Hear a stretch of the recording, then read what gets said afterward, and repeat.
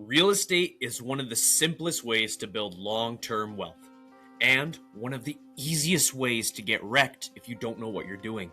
So this show, it exists for one main reason: clarity. Me and Keith, we're talking deals, markets, financing, flips, all of it, but always through the lens of what's working, what isn't working, and why. I'm your host, Dayton Lindsey, and I promise you that this podcast is going to help you save time, money, and you from painful lessons. So, let's get into this.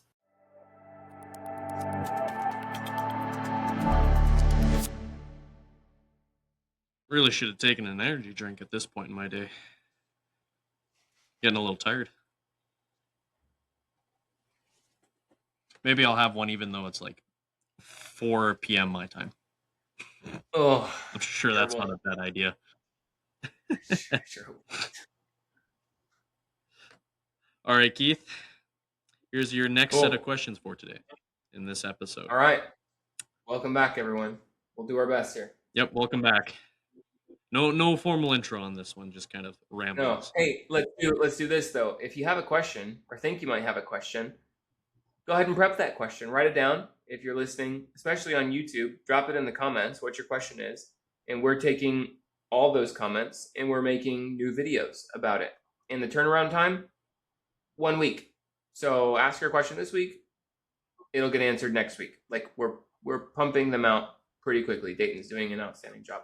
So if you have a question about real estate regarding anything, put it down. If I can't answer it, then straight up, I'll say, I can't answer your question. So sorry, John. And then we'll go to Lisa's question or whatever, but chances are I'll be able to go at least on a basic level, give you some understanding or guidance of go to this person, go to this company, go, whatever, give you the resource of where you are. I feel like I've been in the industry long enough that I'm really only like one person displaced from any sort of question about real estate. What Keith said. Cool. Get kicked off. What's the first question? What is the best way to find an ACQ manager? Acquisition manager. Oh, gosh. It really depends on what you're building. Okay, let's say you're building, let's use Crowne Properties as an example.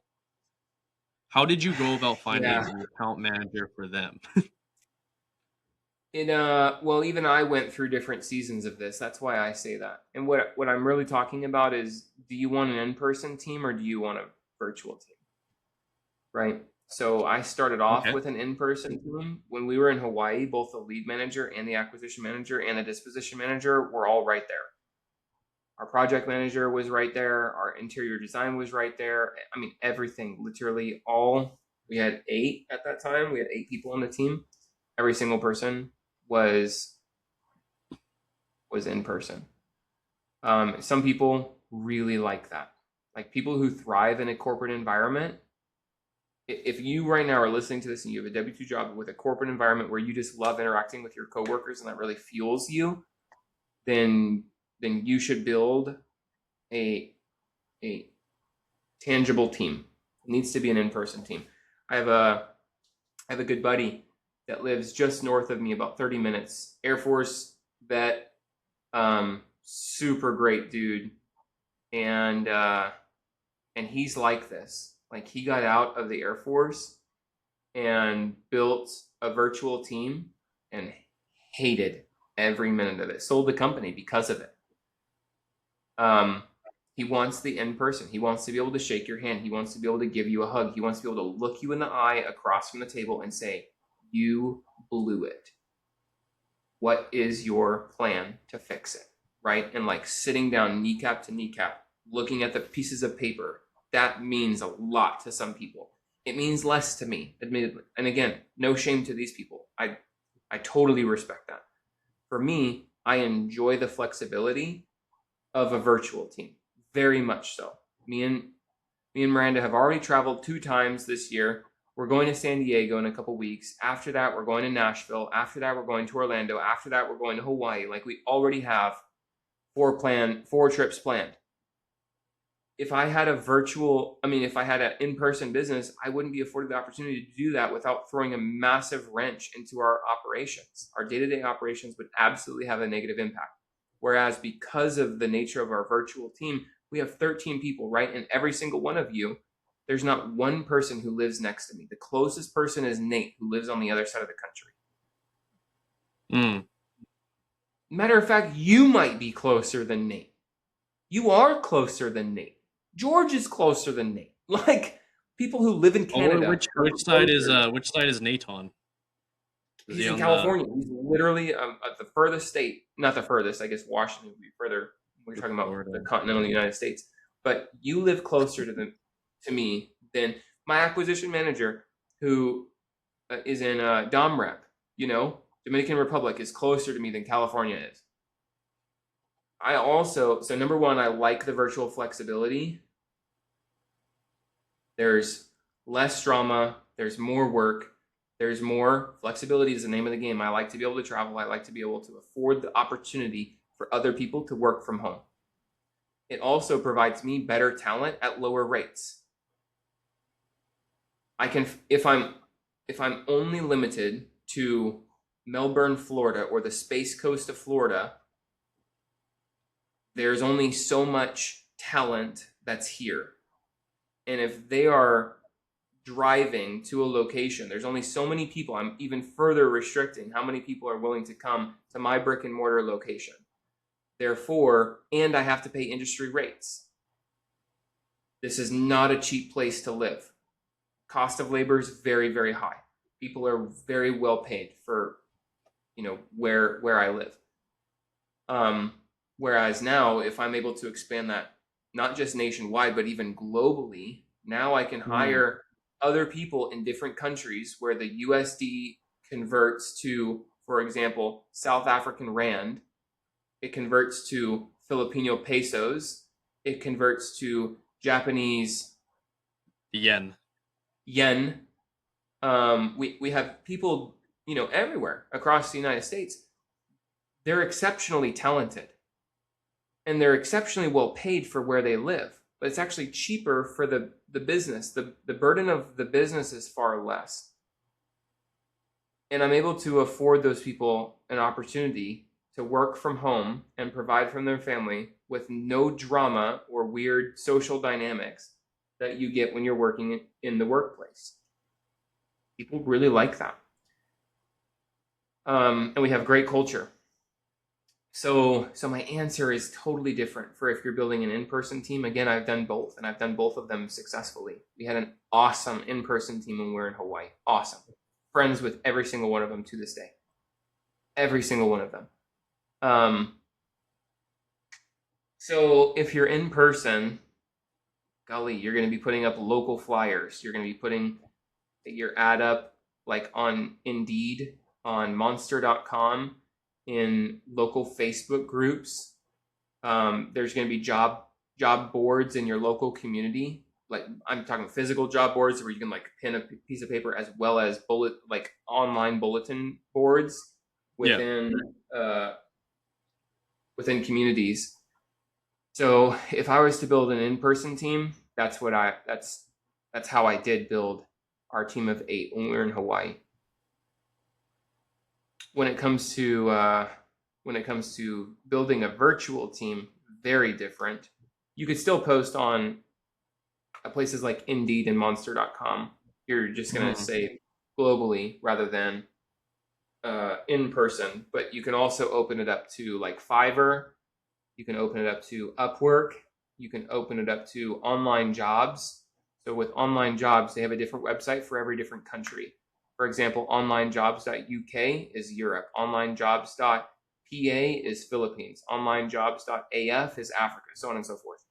So I love online jobs. We've hired so many people from onlinejobs.com. So job postings like that. Here's the bad thing about virtual teams. It's going to be a 100-to-1 application to higher rate. I shouldn't even say higher rate. I should say application rate. I mean, interview. Let's rewind that. That was extremely confusing. It's going to be a 100 to 1 application to interview rate. For example, well, you know this. Dayton's been on the team for 6 months, almost. Roughly, yep. I do remember because when I did come for the interview, it was, you said to me and the other guy that came, out of 724 applicants, only me and the other guy showed up. Well, there was a third one, but he was like 5 minutes late, and Keith said, no, you messed up. You're 5 minutes late. You can't have that. Yep. But yeah, out of 724 applicants, only 2 people showed up. And that was me and, ironically, someone that I worked with and knew. So, but yeah. So, and there was others that didn't make it to that interview that did make it to another interview. Usually I have 2 rounds, if not 3 rounds of interviews. Because if I say, hey, the time that we're doing interviews is Monday at 8 a.m. Eastern Standard Time. Well, frankly, if I'm hiring nationwide, that's the middle of the night for some folks. They can't make 8 a.m. So what I'll do is I'll do 1 in the morning, 1 on the afternoon, and 1 in the evening, and I'll make it 3 different days. So I'll interview on Monday, Wednesday, and Friday, Monday morning, Wednesday afternoon, Friday evening. And all hires will be made by Friday at 8 p.m. Eastern Standard Time or something like that. And so we had 700 and something applications, and I only interviewed 7 interviews. I don't even think I did 7. I think I did 6 interviews total. And then hired 2 of you, and only 1 of you made it, which is pretty normal. I usually hire 2 to 3 people, and out of those 2 to 3, somebody's going to be a pansy. Some of them's not going to have good work ethic, and one of them's going to be a star, and they're going to be really good, and they're going to be a good match to the company culture and the mission and the vision and values. They're going to see it. They're going to like it. They're going to want to be a part of it. But it's only 1 out of 2 or 1 out of 3. So that's, I have a very in-depth SOP for hiring people virtually, as that's what I currently am doing. And people have to jump through a lot of hoops, as Dayton knows. People have to go through several lines of defense, if you will, before they make it in front of me. And even when they make it in front of me, it's in a group setting. We do a group interview, and I like to get, 5 or 6 or even 8 people on that group interview. And then from that group interview, that's where I select my 2 or 3 people. So I think that's it for virtual teams. Virtual teams and building in-person teams, extremely different dynamic. Quick aside, if you're getting value out of this, make sure to hit the like, subscribe, and drop a comment down below with what you want Keith and me to cover next. It helps the channel out a lot, and it tells us what you want to learn about. Anyways, back to the video. Is it possible to wholesale bank-owned properties? No. How come? Why not? Dang it, I was hoping for that was going to be the fastest answer in all of podcasting history. No, you can't wholesale bank-owned properties because REO properties cannot be assigned. A bank is not going to let you assign the property because, so let's just be for real. Banks are in the business of lending money. They're not in the business of flipping real estate. Mm-hmm. So they are begrudgingly owning this house only because they foreclosed on it. They don't want to own that house. The last thing the bank wants to do is own something that can be depreciated, can be vandalized, can be whatever. Like, horrible things can happen. What can happen with a note? There's only one bad thing that can happen with a note. Somebody stops paying. It's way easier. It's way simpler. Therefore, it's easier to scale. Right? Simplicity scales. Mm-hmm. So REOs, which is real estate owned properties, cannot be wholesaled because a bank will not enter into an agreement with somebody who's going to assign it to a different person. The only way to do this, I think that there would be two legal ways to do this, and I'm not even sure one of them can be done. One of them would be double closing. So technically, I mean, some would call that wholesaling. Legally, it's not wholesaling. You closed on the house for like 5 seconds, and then from the time that it takes you to sign one paper to the time that it takes you to sign another paper, you sold it. Technically, it's a double close. Legally, it's not an assignment. But is it effectively an assignment? Yes. And you get transactional funding. Can you do that with an REO? I don't know. Last time I bought a real estate owned property was in 2016. So I'm kind of out of touch with it, admittedly. The only other way to do something similar to this, again, this would not be considered legally wholesaling. Therefore, I think that it's totally feasible for you to do this, is if you were to enter into an agreement to buy said property, and then instead of assigning the property, you sold the LLC. You still make your $10,000, you still make your $15,000, you still whatever. And instead of assigning the property to some other dude, you're selling your company, which has the ability to buy this house. That said, there's going to be some huge complications when it comes to funding if you're getting a lender. And I shouldn't even say you. If you're getting a lender was inaccurate. I should have said if the new guy, if the new person who's buying your business is going to be using financing, which 90% of them are, there's going to be some issues. The bank's going to be like, wait, hold up. You didn't even tell me that this dude was on the LLC. Oh, y'all are transferring the LLC? You're selling this LLC to this dude. Yeah, we're going to have to underwrite this guy as well. So you run into issues with the bank who's selling you the real estate, and then you also run into issues with the bank who is funding that dude. Because he's like, oh, you just bought this business? I need to see all the documents on the business to make sure that you're not, foreclosing on other properties in this business. I want to make sure that there's no unforeseen things, whether it be lawsuits or what's the word that means you owe somebody money and they took you to court and they got awarded a judgment. If there's judgments or something on that LLC, they're going to want to know that, right? So they're going to have to underwrite the business. This is all solved if that person is bringing cash to the table. Like if they're wiring their own funds, this is super, super simple. You completely eradicate any lender because they're no longer part of the question. Equation. They're out of the equation. Therefore, it's simpler, and you're effectively wholesaling. Are you technically? Nope. Are you legally? Nope. You're selling your interest in the company. This is super ninja. I have done this one time. It wasn't REO. It was not a real estate owned piece of property, but I did sell the company to somebody in order for it to not be an assignment. Okay. I won't dive too much into that one deal that you did, but I'm sure it'd be a great story. Very complicated. Yeah. If a house is pre-foreclosed and it is owned by a company, can you still send them an offer on it or for it? You used a weird term that I want to make sure that we're on the same page. You said pre-foreclosed, and to be really clear, pre-foreclosed would be a state of being in pre-foreclosure, right? Pre-foreclosed is not a word. Foreclosed is a word.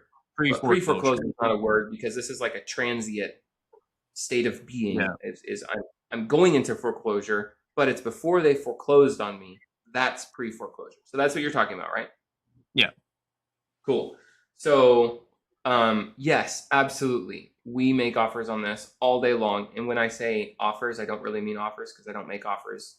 If you know me, I don't make offers. Yeah. I'm against offers. You should listen to another podcast episode that we have about this.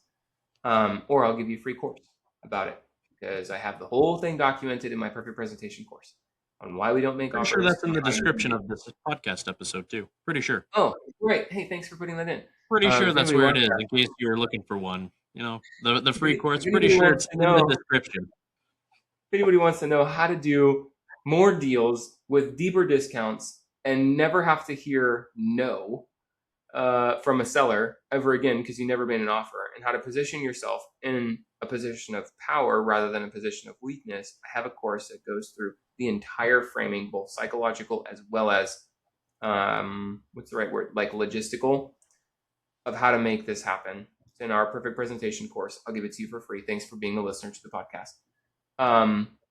So can you make an offer, quote unquote, make an offer if it is owned by a company and they're in pre-foreclosure? Abso-freaking-lutely. I would want to, because chances are that business is going through a hard time. This happens all the time, even to flippers. This happens to flipping companies every day. I see it. I get people contact me all the time. Heath, I'm underwater. I just want to get out of this. I need to cut my losses on this property. I'll literally sell it to you for less than what I have in it. They're literally losing money. Why? Because their hard money lender is going to foreclose on them because they haven't made their last 3 months of payments. And they're not even completed with their renovation. Therefore, it hasn't even been listed. Therefore, they couldn't have accepted an offer. And they're not going to close anytime soon. They've realized that they're going to get foreclosed on before they can sell it. They don't want that. They don't want it to be foreclosed on. Cool. Yeah, it's totally worth it to make an offer. Okay. Nice. Isn't that like the ideal place you would want to make offers, though? Pre-foreclose, because they're kind of wanting to get rid of it as fast as they can, right? Sure. It's very desirous to us. I think that's the right word. It's desirable to us because their motivation is going to be very high. Does that mean that we should be making an offer? Absolutely not. Because it's called, I call it being house horny. You're so excited. You're all jazzed up. Oh, I need to get this house. I'm going to be able to make money on this house. I really want to get this deal. Blah, blah, blah, blah. Well, now you're being pushy. Now you're being salesy. Now you're being literally the thing that everybody hates. Don't be the guy that everybody hates. Be the guy that everybody likes. Be the guy that everybody wants to be around. Be the guy that everybody wants to be. Instead of being the pushy one who's wanting to get into this deal and you're being all like used cars salesman salesy, instead be chill. Be 1 foot out the door. Be 1 foot hesitant. Be, I don't really know if this even is going to meet my prerequisites for a deal. That way they're chasing you, right? The frame is totally different. Again, this is all in the course where I teach the sales and the psychology and the programming that goes into what we say and why we say it. But it's very important not to make an offer. It is so important not to make an offer. Gotcha. Well, I think we're going to leave it off on that crucial principle right there, to never make an offer. So with that being said, I am now going to make an offer of, no, I'm joking. No, but here's, let me execute this. I'm not saying that I could teach you how to make more money by doing less deals, but if I could, would you want to know what your next step is? Yes? Okay, Are that's you a good sure? way of phrasing it. Yeah, probably are sure.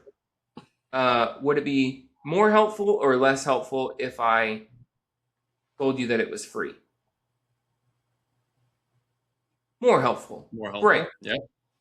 Well, what if I told you that I'm going to put a link just below this video where you could get that? I like that. Rather than now you're wanting it. You've already told me that you want it. Yeah, it'd be helpful. That sounds good. Yeah, I would take the next step. Sweet. I didn't make an offer. I didn't say, hey, go do this thing and my course is better than everybody else's course and you'll be able to blah, blah, blah, blah, blah, blah, blah. That's what everybody does. Be different than everybody else. Instead, have them, like flip the script, literally flip the script, have them sell themselves. I go way more in depth. That was like the silliest 30-second execution that I could possibly throw together. But it'll be in the description below if that's something that would be helpful to you. Yep. Have a wonderful day. Yep. Well said. Well said, Keith. So if you perchance are interested in furthering your your real estate investing career, I'm quite possibly sure that there will be some free resources that could possibly help you in the future below in the most lackluster way possible. But anyways, folks, that is all we have time for on this episode. If you are interested in not just watching them on YouTube, but you can also listen to us on Apple Podcasts and Spotify. They're not the same thing. But yeah, that's where you can find us there. And that is all for this episode. Cool. See you on the next one, guys. Real estate isn't magic, it's a skill. And the people who win long term are the ones that keep stacking the reps. That means learning, analyzing, staying patient, and making good decisions. If you want to keep building that skill with us, make sure to subscribe and send this to someone who needs to hear it, because I know you know someone that needs to. Anyways, that's all for today. Take care.